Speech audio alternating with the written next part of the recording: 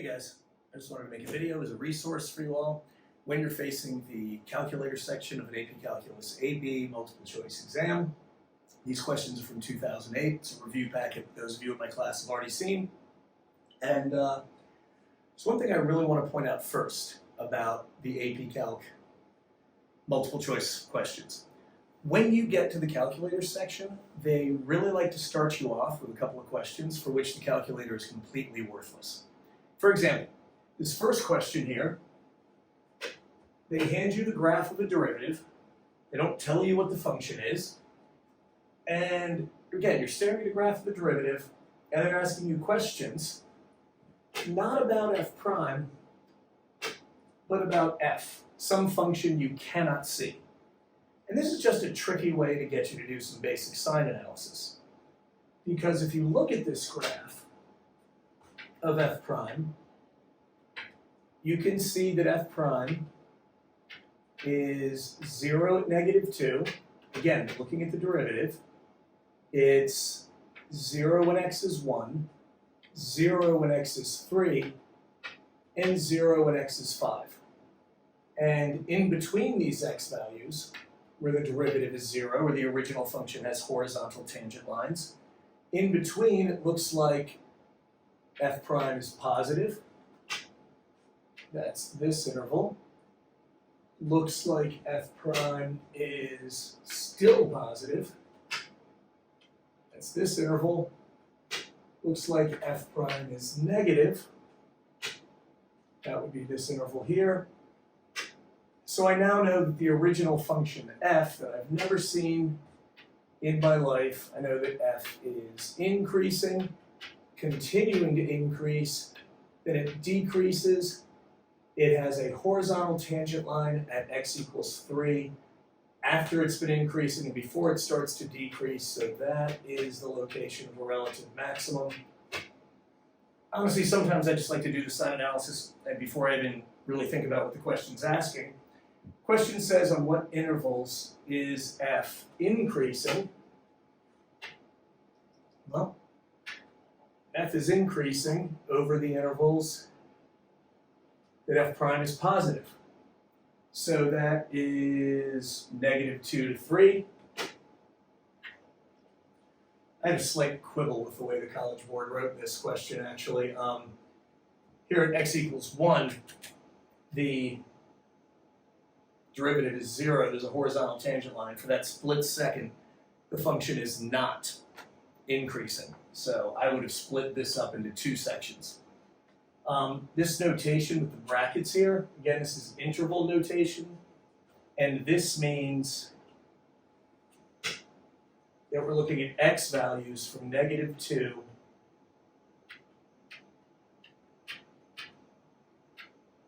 to x to 3.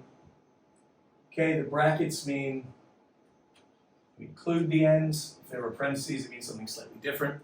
Talk a little bit more about that next week just to make sure you guys have it.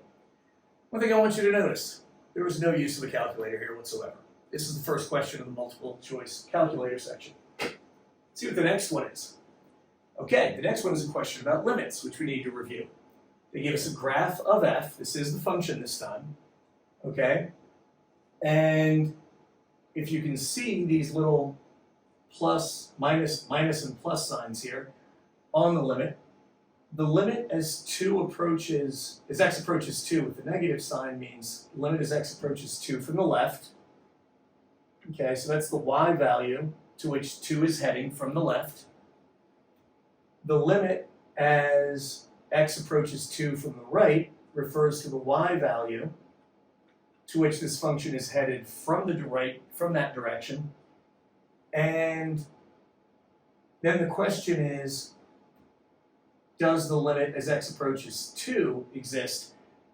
And for this to be true, one of the conditions for a limit to be true is that the function has to be headed to the same y value from both directions. It clearly isn't, so our answers to these 3 separate sub-questions are yes, yes, and no, so I would circle 1 and 2 only of the choices here. No use for a calculator whatsoever. It's almost frustrating. It is frustrating. when they do this. Oh, yes, okay. Here is one where a calculator is useful. The first derivative of a function is given. On what intervals is the original function increasing? Okay, this is the calculator version of the first question we just looked at. Here they gave us a pretty picture, and we're supposed to figure out by inspection when the first derivative is positive and how that translates to intervals of increasing behavior on the original function. Here we're supposed to do the exact same thing, but without the pretty picture. So we have to make our own. We could try and do sign analysis of this, but you may have noticed that we never did any sign analysis questions of composite functions with polynomials inside trigonometry, and that's because they're really hard. So we're not going to do that.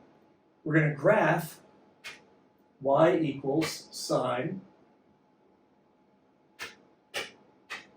x cubed minus x.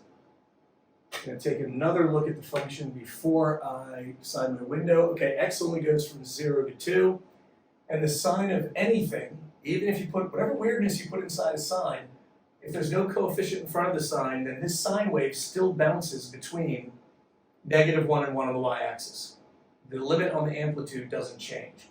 So I'm going to make a window, just x to 2,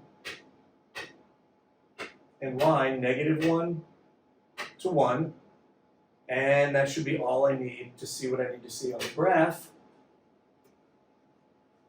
Okay, same exact question as before. All right, in fact, I can grab this pretty picture, pop it in here, and I should be able to answer the question. And I can see clearly now, looking at this picture of f prime, first derivative, that f prime is negative, then it's positive, then it's negative again. So f must be decreasing, then increasing, then decreasing. Cool, one problem. I have no idea where this point is, none whatsoever. I can make some calculated guesses though. This really looks like an x-intercept of 1. So this derivative is positive from 1 to something, less than 2. This doesn't start at 1. Nope. This would be great. This looks like it might be the correct answer for when the function is decreasing. It's got those two negative areas. It doesn't start at 1. Okay, so my choices are either A or B. And if I had to hurry, if I had to rush, if this was the last question I had to do, and I had 2 seconds left for it to put my pencil down, I'd probably go with 1.691 because this x-intercept looks like it's more than halfway between 1 and 2. I don't have to wonder though. If I have a moment, I can hit second, calc, 0. Calc is right above trace. I'm going to move the cursor until it's closer to the x-intercept that I'm looking for. If I leave the cursor, oh, I don't even have to do that. Okay, left bound. I have to put in a left boundary. I just have to make sure it's a little bit away from this obvious x-intercept of 1. I didn't have to move it this far, because anything to the left of this x-intercept that I want would have been fine. I hit enter. I put in a right bound, and I just have to make sure I'm on the other side of the x-axis. I have to make sure I've crossed the x-axis, otherwise the calculator will not be happy with me. Yes, I would like it to guess. This tells me, this more useful picture, doesn't just give me a great picture to find increasing and decreasing intervals. It actually gives me the location of this x-intercept. Notice this doesn't say y equals 0, but remember how your calculator works. This means 1 times 10 to the negative 13th. It's a lot of zeros after a decimal point. So this is as close to 0 as your calculator could get. It's doing this numerically. It's doing this by guessing and checking. It's not actually doing this by finding a derivative. So it very much looks to me like the only interval upon which the original function, not the one I'm looking at here, this is the derivative, that the original function will be increasing where the first derivative is positive, which is from 1 to 1.69-ish on the x-axis. The answer has to be B. Again, this is the exact same problem as the first one we did, except back here, we had no need for a calculator, probably got in the way, and here we needed our calculator to answer the exact same question. Okay, this one is also not a calculator question. Not at all. This is just wants you to be able to know how integrals work in general. From negative 5 to 2,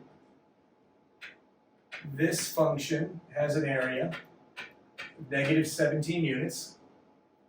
And here's a trick we've mentioned in class briefly.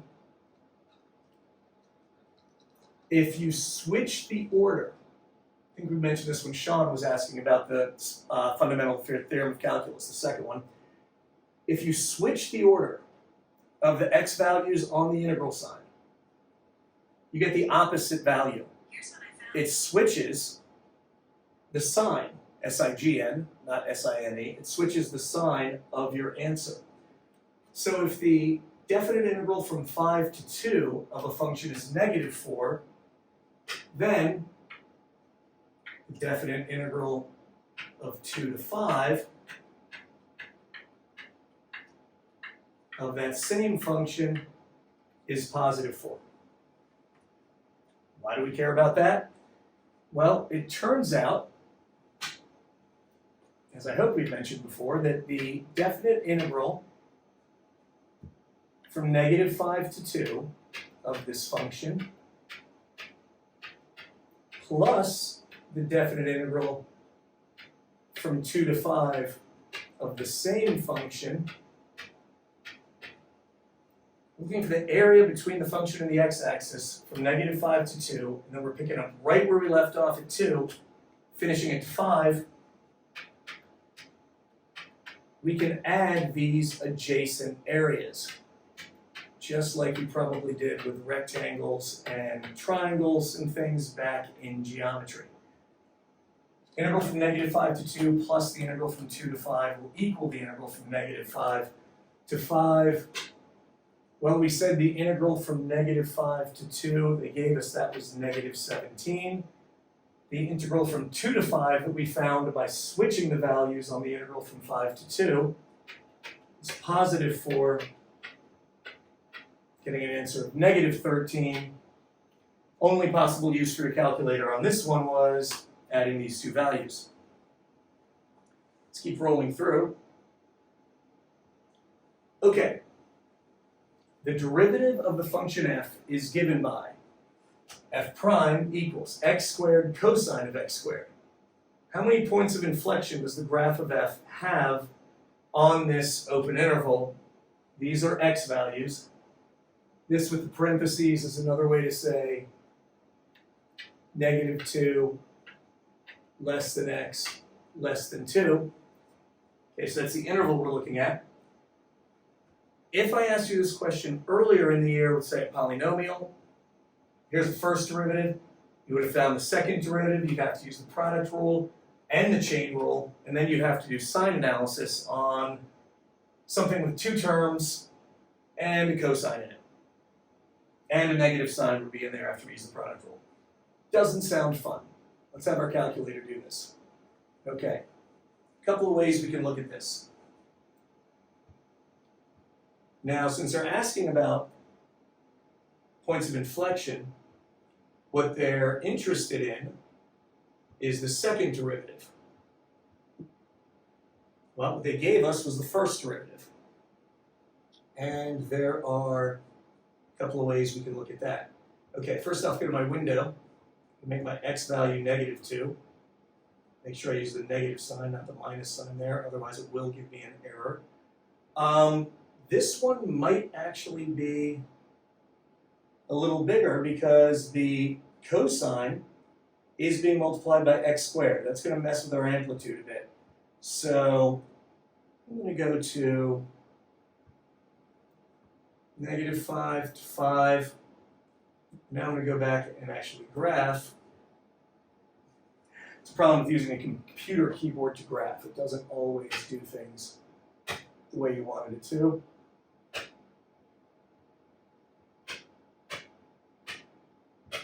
Just make sure I type that in right. Okay, let's see what this graph looks like. Okay, there it is.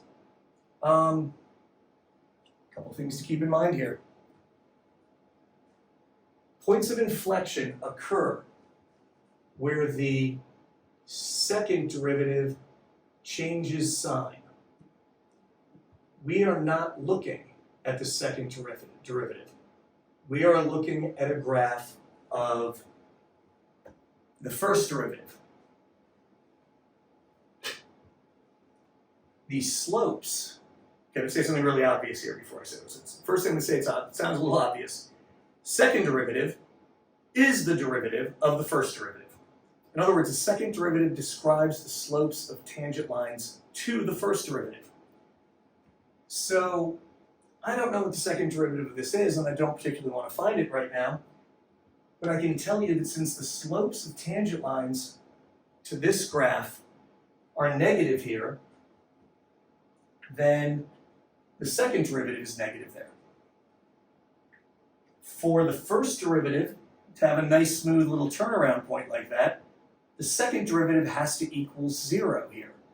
Second derivative equaling 0 here tells me that there's a horizontal tangent line where this curve turns around.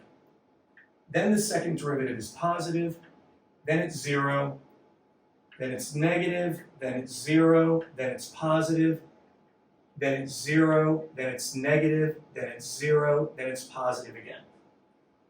Okay? I see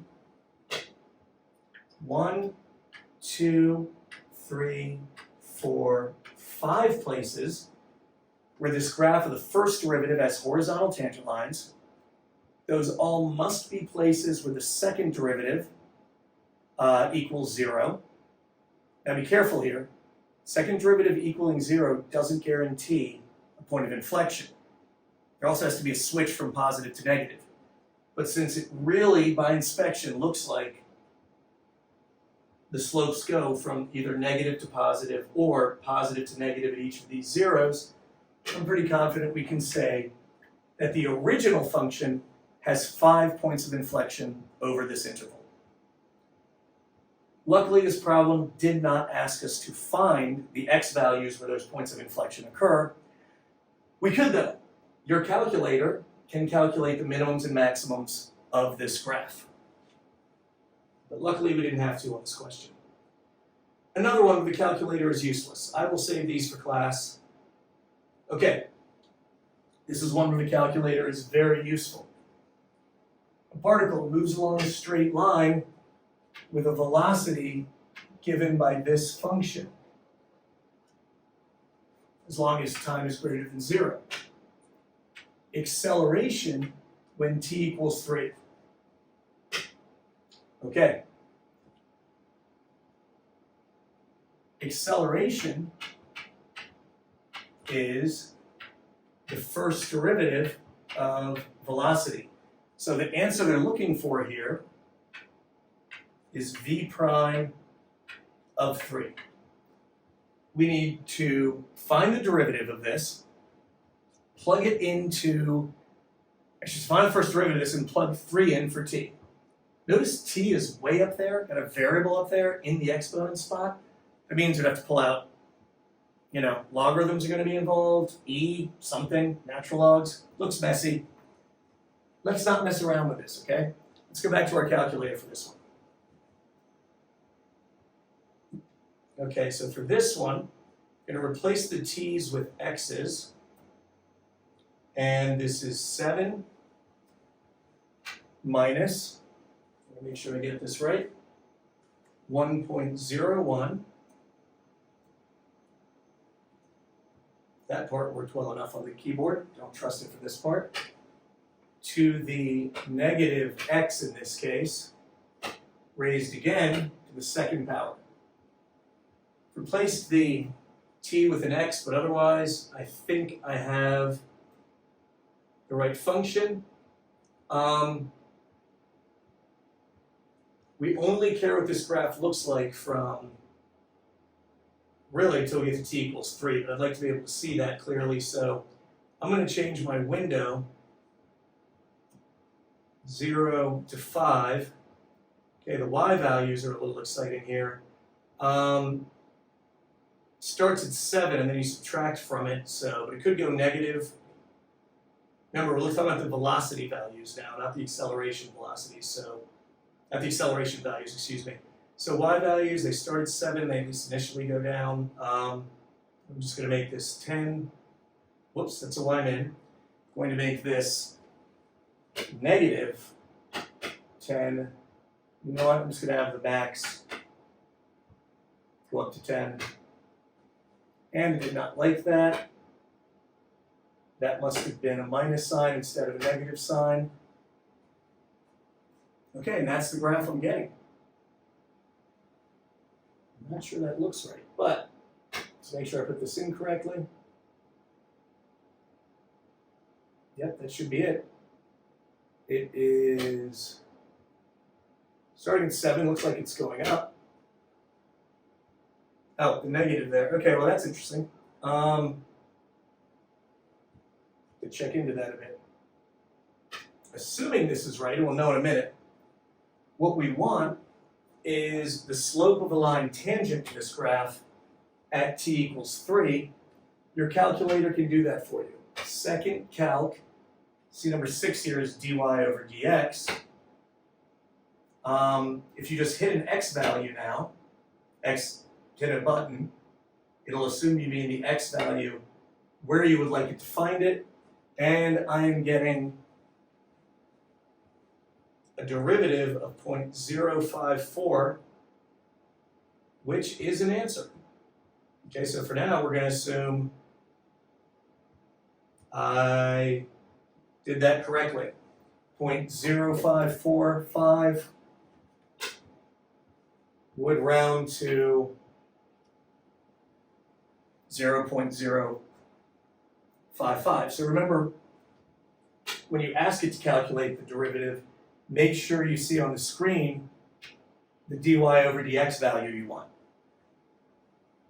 Incidentally, there's a couple of other ways this can give you that information.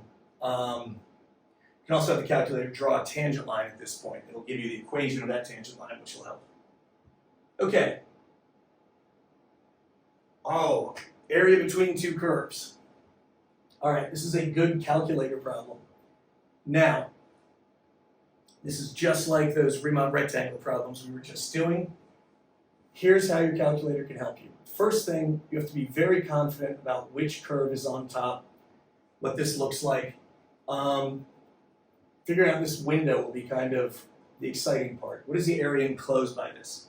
All right, first I want to figure out what I'm looking at. So we go to the calculator, y equals, I will put in the polynomial first.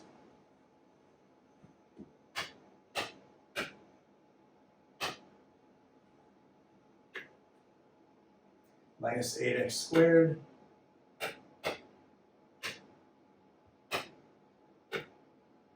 plus 18x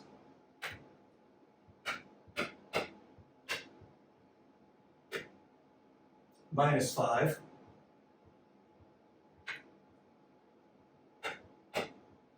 okay, then I'm going to put in the line, which was just not there, x plus 5. Okay, I'm going to go back to my window. You know what, I'm going to go back to zoom. 6 is z standard. That gives me my negative 10 to 10 window range again on both axes. Okay, area enclosed. Got a lot of information I have to deal with here. I'll show you why. First off, I have two enclosed areas to think about. Key is that word enclosed. All right. I have to find an area between two curves,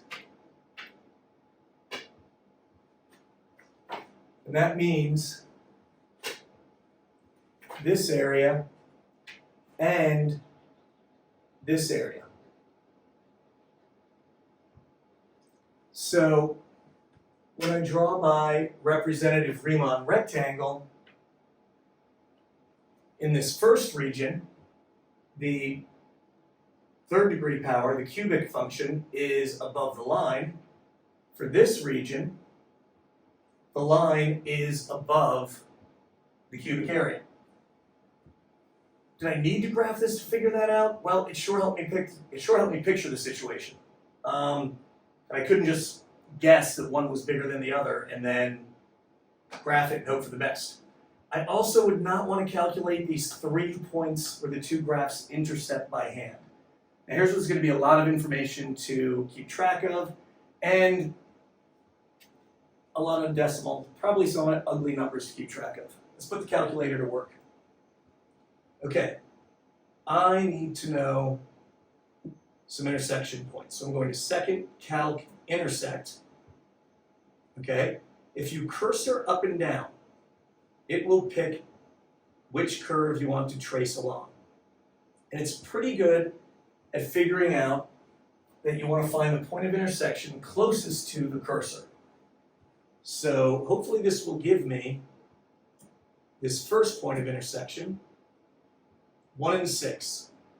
Okay, that wasn't so bad. This will not be as hard to keep track of as I thought. So they first meet at 1, 6. Let's see if they stay that way. Now let's keep moving. Wait, let's go back here. Second calc intersect. Okay. Move closer to the second point of intersection. Have it guess, 2, 7. Man, this was a year where they were feeling nice about the numbers they were getting. Not gonna lie, some years these are hideous decimals. You've got to store them in memory or something to keep track of them all. It's almost too much to write down. All right, let's do this again. Second calc intersect. Let's go along the line because it's faster. Now the point of intersection needs to be on the screen, so I might get an error message here. Or not. Or not. Let's see. Sometimes the information sheet has to be on the screen for it to show it, other times not. Let's double check that. 5, 10. Okay, so the area we need to find is, I'm going to label these. I'm going to label this one y sub 1 and this one y sub 2. And what we need to find is the integral from 1 to 2 of y sub 1 minus y sub 2 dx plus the integral from 2 to 5 of y sub 2 minus y sub 1 dx. Okay, do you notice I just wrote my y's a little bit funny? I'll show you about that. I am now going to quit out of this, out of the graph, and I'm going to hit the button that just says math. And if you look, option 9, fn means function, int means integral. I've got an integral sign. Okay. First one was from 1 to 2, I believe. Okay, this is going to be very exciting. I don't have to type in that whole polynomial. I don't have to type in that line, okay? I've already put them under y equals so that the calculator could graph them. You can access that from the main screen. You go to this button vars, okay? You go to yvars, function. This lets you access whatever you've already typed in under y sub 1, y sub 2, when you're graphing functions, y sub 1 minus vars, yvars, function, y sub 2, have to tell it it's with respect to x, okay? That's not all the information we wanted. We want this plus math, 9, 2 to 5. Now we want to go to vars, yvars. But now we want to do y2 minus vars, yvars, function y1. Again with respect to x. 11.833. Hey, what do you know? That was a choice. So the calculator told us which function, what the enclosed, well, let's go in order. Calculator told us what the enclosed area looks like. It told us what the points of intersection were between the different enclosed areas, where the cubic crossed the line, and then it calculated the integrals for us without us even having to retype all of this in, okay? If you didn't like this because it wasn't visual enough, you did have another option, and that was, let's see, this way's a little bit longer, but let's go back to the graph. If you had wanted to, you can also have hit second calc 7. Okay, it's the integral. Well, this won't help you as much. I apologize. Shouldn't have gone off on this tangent yet. Tangent. Anyway, this is not as helpful. Your integral can calculate integrals more directly, but you would have to keep track of a lot of things. I'll show you that trick a little bit later. Let's come back to that one. Here is another one where this is an accumulation function, basically. No calculator needed. You just have to analyze the picture. We can go over that in class. This one, the calculator's not really needed, but so you have this table of values of a function and its derivative at these values of x. And then they ask for what happens if you do a definite integral on the derivative. Well, if you do a definite integral on the derivative, you get the original function back. But it's a little bit weird on that because they didn't give us either function. So it's good to start thinking of integrals as accumulation functions. Because what a definite integral really tells you is the amount of area you've accumulated, okay? So the way to answer this question on how much area is accumulated, if you anti-derive this derivative, is with these y values, but not directly. You see, what these two values here on the original function tell us is the difference in the amount of area accumulated. In other words, if you want to know what the definite integral from -4 to -3 of the derivative of this function is, it's going to be the difference between the antiderivative, well, in this case, the original function, at -4 minus the value of the original function at -3. In other words, it's the first fundamental theorem of calculus. Anti-derive what you have in the integral, and then plug in your endpoints, and actually, I wrote it backwards. Plug in the top one first, minus when you plug in the bottom one. And what this will tell you is that the change in the original function from 0.75 to -1.5 is a loss. You've lost -2.25 between these 2 points. Same thing you would get if you plugged in these values. F of -3 is -1.5, minus if you plug in 0.75. This is your accumulation. It's a net loss between these 2 points. I could write out the integrals from -3 to -2, -2 to -1, but you know what? I'm just going to notice that the difference between these two y values is -0.75, and then I'm going to notice that the difference between these next two y values is a positive change.